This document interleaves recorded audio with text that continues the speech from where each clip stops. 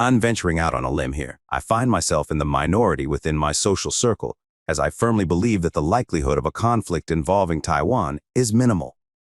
The Chinese approach to such matters has often involved using the Russians as unwitting test subjects.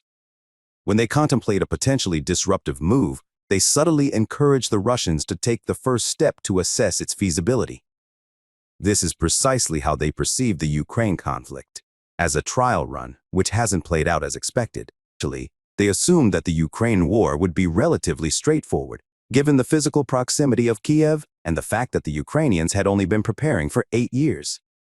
In contrast, Taiwan is an island, and the Taiwanese have dedicated 45 years to their preparations. As a result, this initial assumption has been invalidated. Second, the Chinese believed that replicating Russian weaponry through intellectual property theft amounting to trillions of dollars would be an effective strategy. Yet they now appear to regret this course of action, highlighting a form of theft remorse. Consequently, this second assumption has also crumbled. The third assumption was that people would swiftly move on, but the current situation refutes this idea. We now have the most stringent sanctions regime ever imposed on the Russians, and it could be even more severe for China, given Russia's significant role as a food and energy exporter, which China heavily relies on. However, what has genuinely unnerved the Chinese leadership are the widespread boycotts. Private individuals and companies, without government intervention, have abandoned projects representing $500 billion of invested capital. China's economic system hinges on international trade, foreign technology, and market access.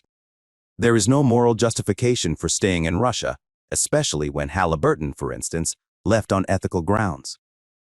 The Chinese government's oppressive track record predates the Russian situation. This country lacks democratic structures, suppresses protests, and has an abysmal history of social management. Consequently, if anyone wanted to undermine China, it is a promising place to do so. China has also realized the extent to which the West can wield its power. In a parallel observation from Russia, when they sought to transition away from the dollar and euro, they opted for other available currencies.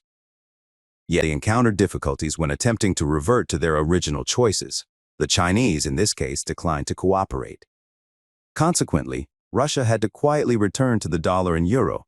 China's involvement in the Persian Gulf, particularly with the Saudis, reveals potential room for influence. However, in the event of a conflict between China and the United States, China's shipping routes would become inoperable. This factor alone discourages the Saudis from engaging in significant economic exchanges with China. In a worst-case scenario of a military confrontation, we could witness China's rapid deindustrialization and famine. With 75% of its energy and critical agricultural inputs reliant on imports, it is incredibly vulnerable.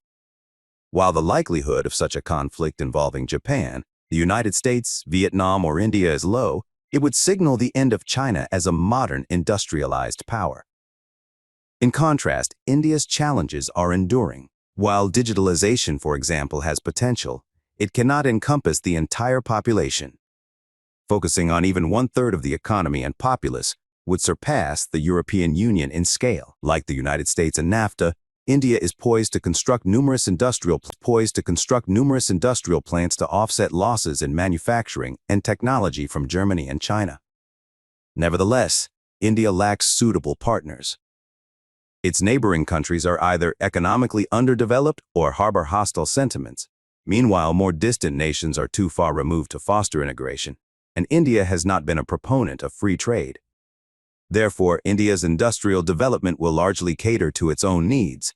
This focus on the domestic market may compromise quality, but it doesn't undermine the potential for success.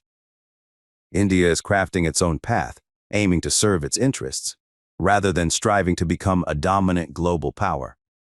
Authoritarianism transcends political spectrums. It is a matter of dictatorial leadership versus democratic governance. This observation remains consistent across political ideologies, illustrating how leaders can become autocratic figures. Nevertheless, it is heartening to see that authoritarian regimes are increasingly grappling with challenges. These systems struggle to generate the necessary economic activity to sustain public approval. The Chinese system appears to be facing potential fissures in the near future, and the Russian system is already showing signs of failure. Although the sustainability of the Chinese system was dubious from the start, recent political breakdowns within Beijing have reached a stage where dysfunction is strikingly evident to those with an open perspective. Amid these circumstances, there are exceptions. The situation in Mexico raises concerns. President AMLO seems to aspire to emulate not Nicaragua, but a Cuban-style model.